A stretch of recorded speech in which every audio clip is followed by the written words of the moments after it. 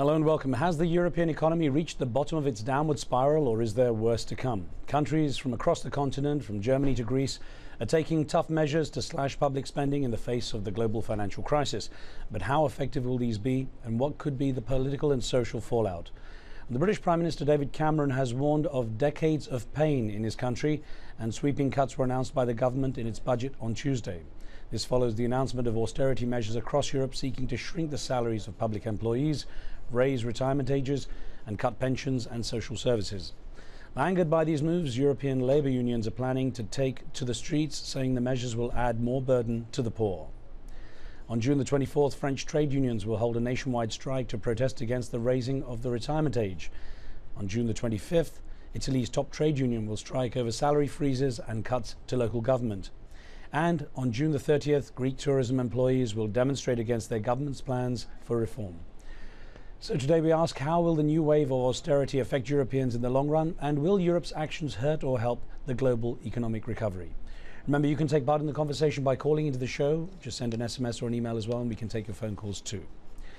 Joining me from London to discuss this is Anne Pettifor, Executive Director of Advocacy International, a finance and sustainable development consultancy group. Ms. Pettifor blogs at debtonation.org and is the author of The Coming First World Debt Crisis. From Brussels, we're joined by Ian Begg, a professor at the London School of Economics, where his research focuses on EU economic policy.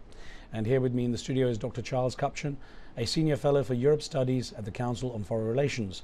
He's also the former director for European Affairs at the US National Security Council during the first Clinton administration. I welcome you all to the show. Forgive my ailing voice here. Anne Pettifor, I'd like to start with you and ask, what do you make of the budget announcement coming out of London? Welfare cuts worth $16 billion by 2014, child benefits frozen for 3 years, even a tougher assessment on disability allowance. What likely impact is this to have on those already struggling financially? Well, I think it's really very worrying. I think the Chancellor, Mr. Osborne, is steering the ship of state towards an iceberg, if you like, the iceberg that is called austerity. And if there were just the British iceberg to steer, to avoid, that might be bad enough. But there are icebergs across the whole of Europe. And so Mr. Osborne this morning announced that he was planning to rebalance the economy and encourage exports into Europe. We know that this will be encouraging exports into a shrinking market at just the moment when China has announced that its May exports are the highest in 6 years. So, as you may well know, Britain's manufacturing sector has been in somewhat terminal decline, and the idea that we can slash public expenditure and hope that private investment and and exports from the manufacturing sector will compensate, I think is somewhat delusional and very worrying. Well, let's bring in Professor Ian Begg here. So I'm glad you could join us too. What's your take on the measures announced? I mean, were they tough enough, or perhaps, according to some, too tough? I think what the dilemma facing any British government, whether it's the one that's just come into power or the outgoing one, is when to try to deal with the growing hole in the public finances. I suspect that George Osborne has been a little tougher than he need have been, but then he's in a strong political position, his coalition having just won the election, to make the radical changes that were ultimately going to be needed. There is a risk in what he's done, but I don't think it's as great a risk as Anne Pettifor has made out. Dr. Charles Kupchan, glad to have you with us. I want you to hear comments by the acting Labour leader, the opposition Labour Party leader, Harriet Harman, reacting to the British budget. This is what she had to say. Tory budget that will throw people out of work, that will hold back economic growth. Yep. You read the book. It will hold back economic growth and will harm vital public services. Yes, it's his first budget, but it's the same old Tories. Harriet Harman, the Labour leader reacting to the acting Labour leader reacting to the budget. Now, of course, as Professor Begg was saying, you know, the Conservative Party's just come in. You know, he gave his assessment. Do you think the Conservatives had any choice but to take this path? Probably not. I mean, I think what's happened in the wake of the Greek crisis is fear right across Europe that their deficits were too high, that the market was going to punish countries that didn't bring them down, as you put it, they just came into office. They don't have a midterm looming like Barack Obama does. It's a good time to begin to bring the deficit down. But the debate that's taking place in the House of Commons is the same one that's taking place a few miles from here in the Capitol, where essentially the Democrats are saying it's too soon to cut, we need more stimulus, and the Republicans and some of the deficit hawks among Democrats are saying, no, the deficit is getting too big. We need to do what the Brits are doing. I'll get onto the American comparison in a moment, but let me ask you if you see any common strategy between the European nations on how to approach this. I mean, what Britain's announced, it's pretty much being matched by many other countries, but do you see a common thread? I do. I mean, I think right across the EU, there is a sense that it is time to start pushing on the brakes, that the deficits have been too high. Yeah, but can I... in a moment, Ms. Pettifer, I'll just come to you in just... say... I'll come to you in just a second. If you let's let Dr. Kupchan finish his thought. Yeah, and you know, I think especially in Germany, very fearful of inflation for historical reasons. Merkel facing an uprising among the German populace for bailing out the Greeks. I think there really is a political tide, if you will, that says it's now time to tighten the belt. Okay, Anne Pettifer, sorry, you were going to say. Yes, I think that, you know, there is concern about sovereign debt, but I think now there's a greater fear amongst market players that austerity is going to lead to further contraction and to a severe double dip. And I mean, we've had Moody's and other rating agencies warning that sovereign debt is going to worsen precisely because of the implementation of austerity packages. So, you know, the fact of the matter is this, that the public finances in Europe will recover when the economy recovers and not before. And if we're taking steps now to hinder that recovery, then we can have no hope that the public finances will recover. In fact, the public finances are likely to get worse, as they are doing in Ireland as we speak. Now, Ireland's debt is increasing as she cuts back on government spending. I guess one of the key things that a lot of people are worried about is what's going to happen on the streets. And I wonder if you expect any kind of public backlash on the streets. That we saw, of course, it turned violent in Greece. What sort of reaction? The labour unions have said they're going to be out striking in various places. What sort of reaction do you expect on the streets? Well, I think there's going to be a great deal of anger, but I can't predict that there are going to be riots and upheaval. I think people are going to be very frightened, and they're probably going to retreat. I mean, when you think about what happened in the early 1930s, you know, in the United States in particular, there was absolutely no action on the streets as people faced austerity and contraction and unemployment. So I don't believe that, you know, the threat of a depression implies union unrest. Okay. In fact, I can see the opposite happen. I can see that public opinion here is more or less persuaded by, if you like, the propaganda that this is inevitable and that we've all got to suffer the pain because the small sector of the economy, the finance sector, behaved recklessly. Well, Professor Begg, listening to what Anne Pettifer is saying there, would you expect the public to buy this concept, or is there any chance that it might reflect at the polls that people will start to express dissatisfaction with the politics with their votes? I think what will happen is that you'll find winners and losers as a result of these changes. The losers in Britain, as a result of what's been announced today, will be above all the public sector workers who are going to have their pay frozen. The winners will be the private sector workers who will see an end to the relative privilege that the public sector had over recent years. And it's worth looking at other countries as well, such as Greece, where there have been protests, but they're nothing like as intensive as the protests that many anticipated, partly because those who are protesting most are not really loved by the rest of the countries. And that's a signal that most populations recognise that change has to come. There's one other factor that's worth stressing in all of this, which is the response of monetary policy. I think that the monetary policy authorities, the European Central Bank in Europe, the Bank of England, will keep interest rates low for longer as a result of these austerity packages. Okay, now Dr. Charles Kupchan. Well, I would... sorry, Ms. Pettifer, I'm just going to get across to Dr. Kupchan here now. The US President Barack Obama wrote a public letter to leaders in Europe to avoid pushing these austerity measures too far, you know, and encouraging them to carry on with a more sort of open policy because of the fear of the double dip recession that Ms. Pettifer had mentioned. How do you compare the European approach with the American? Well, I think this is an issue that will be very much discussed this weekend because there's a G20 summit coming up. And the U.S. position is it's too soon to start pulling in. We need more stimulus spending. And I think part of Barack Obama's concern is that even though there has been an uptick in growth in the United States, employment has not followed. And he really wants to try to get more people back to work by the time the November midterms come along. And I also think there is, to some extent, a different political culture in the United States than in Europe. Here, there's a sense, let's spend our way back to growth, and then when you have growth, you'll have sufficient revenue to climb out of the hole. In Britain and in Germany and in the continent as a whole, there's a sense, I think, more that we need to get our house in order, our fiscal house in order, and then we'll be better off. Well, Ann Pettifer, actually, it's interesting. The German Chancellor Angela Merkel has actually said that she, rejected the U.S. President's call and saying that Europe should stick together with its original plan. How do you expect the Europe's sort of stance to affect U.S.-European relations? Well, I think there's going to be some tensions this coming weekend, but I have to say that I think Larry Summers and the President are absolutely right on this, and that Merkel is wrong, and she's been proved wrong, over several weeks in her approach to this crisis. I just wanted to say in response, though, to the point about privileged public sector workers. Here in Britain, we've more or less privatized large swathes of our public sector. There are 2.3 million workers who are doing outsourced work outsourced from the public sector, who are going to be the most vulnerable in these coming cuts. So I think this thing of, positing the privileged public sector against the private sector is rather unwise.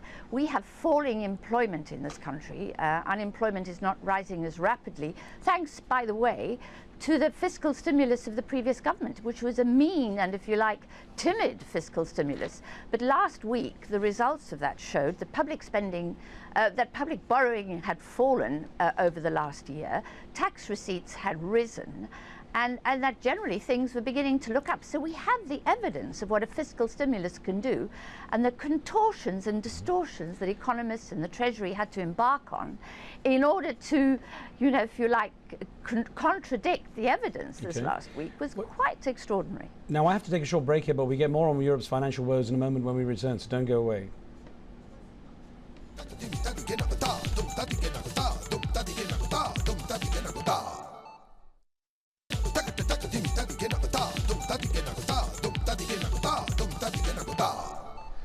Welcome back. Economic austerity measures have been announced across Europe, with Britain announcing its budget on Tuesday. Will they help or hurt efforts to improve the global economy? Discussing that, I have Ann Pettifer, Executive Director of Advocacy International. She's also a fellow at the New Economics Foundation, an independent London-based think tank, and she's joining us from the British capital. In Brussels, we have Ian Begg, a professorial research fellow at the London School of Economics European Institute. And joining me in DC is Charles Kupchan, a senior fellow for Europe Studies at the Council on Foreign Relations. Dr. Kupchan is also a professor of international studies at Georgetown University. His most recent book is How Enemies Became Friends, the Source of Stable Peace. I get back to a question here for Brussels, for Professor Begg. So the unemployment rates, I should say, are reaching peak numbers across Europe, which of course is also going to have an impact, apart from the sort of social unrest issue. Have you seen anything in the current measures to seriously address the issue of unemployment? Well, it's certainly true that unemployment has risen, but the rate at which it's risen, apart from a country like Spain, has been far less than many expected given the extent of the downturn. And I think that's because in every European country, measures have been taken to try to forestall an increase in unemployment. There's been short-time working, the Kurzarbeit in Germany. There have been measures to preserve people in jobs. And I think that's been an important innovation in this crisis, this recession, the extent to which the labour market has been resilient, even though naturally unemployment's gone up. So I don't think that unemployment has been as dramatic as we might have feared. Nevertheless, it's the major issue for the coming 6 months. And that's where I think some of the measures that have been taken by some of the governments are ill-advised.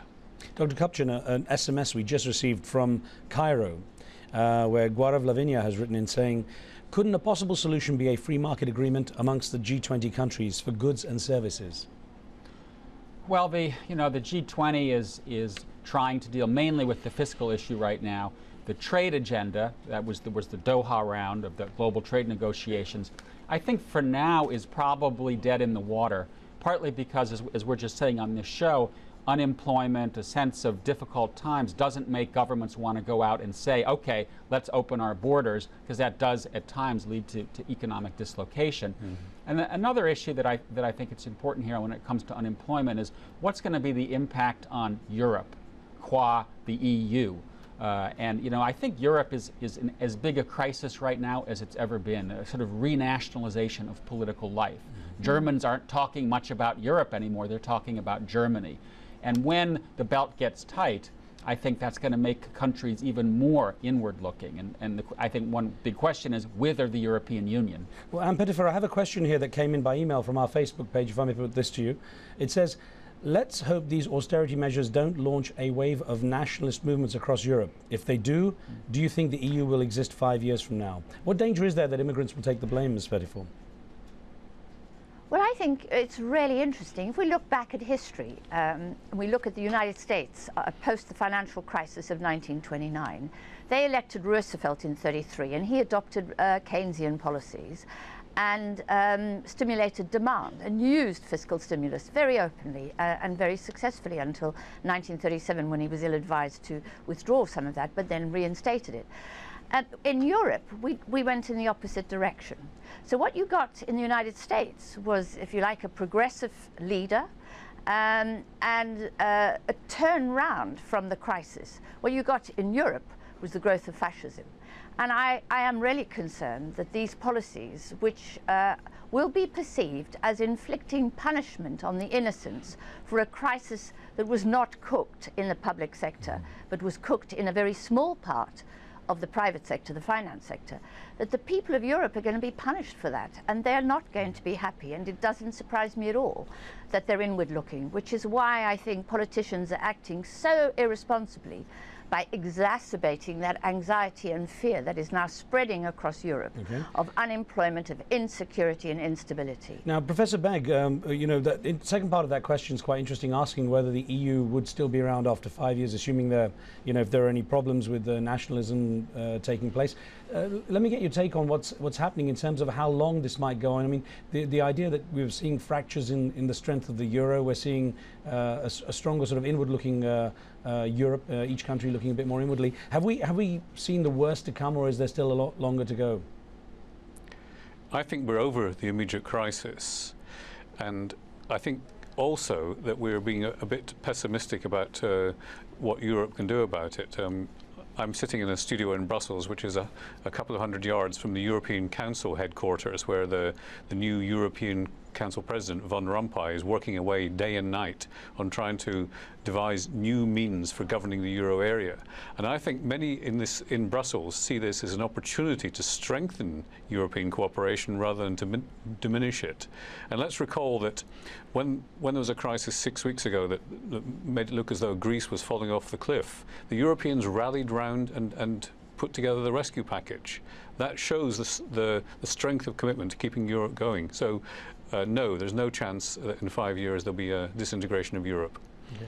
Dr. Kupchan, we've got an interesting situation for the average person, the taxpayer, if you like. It feels like a triple whammy for the average person. First, you've got the taxpayer bailouts of big business and the financial institutions. Then there's the results of the austerity, the job freezes, the pay cuts, the salary freezes, and so on. And then we have the third phase, which is where you've got the actual the issue of pension plans being hit, because the money that was put aside for funding them is pretty much whittled away as well. It sounds like the average person's taking a lot of the burden. No question that this is a financial crisis of the sort we haven't seen since the Great Depression. Fortunately, at this point, it looks like a Great Recession and not another Great Depression. But I think we're probably in this for several years to come. And in the United States, yes, the stimulus remains popular, but here too we will have to do eventually what is happening in Europe. That is belt tightening, that is trying to get rid of the debt. And I think ultimately, if there's one part of the American economy that has to be whacked, it's going to be healthcare. That's the huge elephant in the room that we need to get a handle on if we're going to get the economy right. And Ann Pettifer, a thought here, you know, in looking ahead and trying to find solutions to what's going on right now, are any lessons being learned? Is anything really being learned that will stop this kind of thing happening to any degree in the future? I don't think so. I think the lessons that we should learn is from Japan, 1990 to 2010, and the deflationary crisis that Japan has endured, and we haven't looked. I'm proud of the fact that in 2003, I edited a book called The Real World Economic Outlook, which warned of a debt deflationary threat to the global economy. And at the time, it was regarded as pessimistic, as, you know, anti-capitalism, as being, you know, unfair and so on. It turned out to be right. So, you know, I'm not optimistic. I don't share this optimism. The banking sector in Europe is still very fragile. You know, the very banks that are complaining about sovereign debt are hugely dependent on sovereigns for injections of capital, and are hugely exposed to those sovereigns. So we have a fragile banking sector, we have a weak private sector, and now we're running down the public sector. So this is to you know, exacerbate a situation which, you know, could be improved by public sector investment. I'm sorry to interrupt. I have about 30 seconds to ask Professor Begg. Do you feel there will be any accountability for what's happened? That ultimately someone will actually be made to answer for the situation we're in? Well, we all hate the bankers. We can agree on that. And the bankers are being penalised in many countries. I think bankers are going to be subject to a global transactions tax of some sort. The trouble is getting everybody to sign up to it, and that's going to be the big issue for the G20. All right. Well, of course, we'll keep an eye on what's going on at the G20 meetings. Anne Pettifer, I want to thank you very much there from London. Professor Ian Begg in Brussels, thank you for joining us, sir. And Dr. Charles Copson, it's great to have you here as well. Thank you, sir. We, of course, will keep you on what's going on at the G20 meeting when it takes place in Toronto this coming weekend. Now, remember, you can follow our show updates on Facebook, where you'll also find links to watch past episodes. You can send us your feedback and post your questions and comments for our guests. On the next show, inside the Taliban, what does the organization really want for Afghanistan? And how likely is it the US offensive against the group will succeed? We get perspectives from a former Taliban diplomat and a reporter who was kidnapped by the group. Do make sure you tune in for that with your questions and comments, and we'll see you for that one. From me and the team, until then, see you next time.